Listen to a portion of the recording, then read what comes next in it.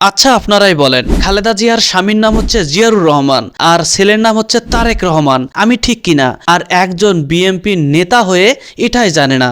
মুক্তিযোদ্ধা জনাব তারেক রহমানের স্ত্রী, তারেক রহমানের স্ত্রী, ভালো করে শোনেন, আস্তাগফিরুল্লাহ, ছেলেকে মা মানে ছেলেকে স্বামী বানাই দিছে ভাই। নেতা কে বানাইছে এদের? সি, আপনি বেঁচে আছেন কিন্তু আপনার আইডি কার্ড বলছে আপনি মারা গেছেন। এটা হাস্যকর না? এটা শুধুমাত্র বাংলাদেশেই সম্ভব।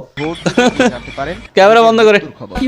আমি করোনা টিকা দিতে পারিনি, আমি একটা ব্যাংকে অ্যাকাউন্ট করতে পারি না, একটা পাসপোর্ট করতে পারি না। এটা একটা কথা ভাই, বেঁচে আছে আর তারপর মৃত।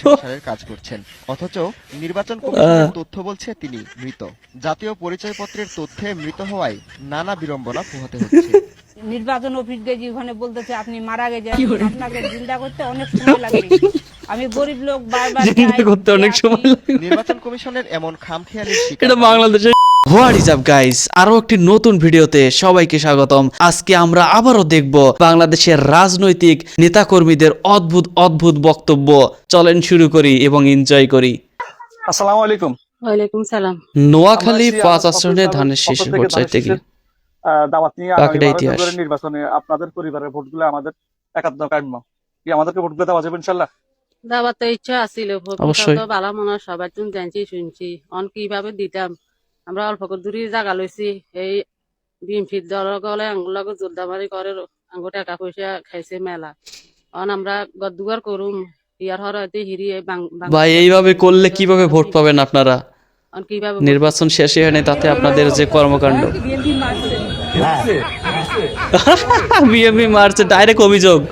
ক্যামেরা বন্ধ করো, জনগণ জেনে যাবে। হায় হায়, এটা কোনো কাজ? এরা কি বলে কি না বলে কিছু জানে না। তাহলে অন্যদিকে তাকানো যাবে না। এই যে বিএনপিকে হায় হায়, ইসলাম বন্ধ করছে তাহলে? বিএনপিকে সহযোগিতা আস্তাগফিরুল্লাহ ভাই, ইসলামকে ধ্বংস করতে চাইলে বিএনপি কে ভোট দেন। দেশকে যদি দেশের থেকে যদি আস্তাগফিরুল্লাহ, আল্লাহ রক্ষা করো, এদেরকে হেদায়েত দান করো। ধরি ধরি ধরি না, ধরি ধরি ধরি না, এই মুহূর্তে দরকার শেখ হাসিনা সরকার। বিএনপি সরকার। এটা কথা। জামাতে নির্বাচনী কর্মীরা শেখ হাসিনা সরকার দরকার।